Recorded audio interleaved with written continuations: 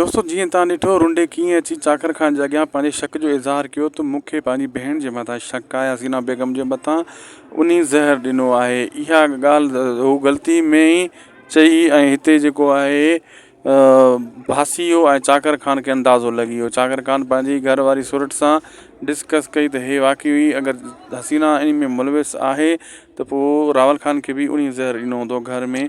मां तव्हांखे अॻे चयो त हिकिड़ो क़ातिल ज़ाहिर थियो त सभु खून उनजे कंध में पवंदा। हाणे हसीना केॾी बि शातिर हुजे, उनजे भाउ जे मथां शक चाकर खान खे ॾियारे हिकु वॾी गेम पटी आहे। होॾां दोस्तों मां तव्हांखे ॿुधाईंदो हलां त चाकर खान वॾो हाणे इन शइ जे पोयां सोच वीचार कंदो ऐं होॾां सांवल वारा बि नो टेंशन आहिनि ऐं रुंडे खे पक आहे, छो त रुंडे जो दिमाग़ सभ खां वधीक तेज़ आहे त इहो कमु मुंहिंजी भेण ई करे सघी थी, ॿियो कोई नथो करे सघे जेको ज़हर ॾिनो हुयो घर में।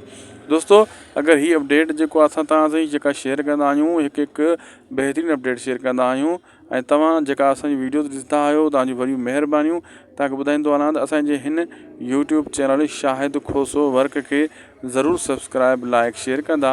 हीअ अव्हांजो पंहिंजो चैनल आहे, हिन ते अव्हांखे बहितरीन खां बहितरीन अपडेट्स लगातार मिलंदा रहंदा आहिनि। अपडेट सुठी लॻे त लाइक ज़रूरु कंदा।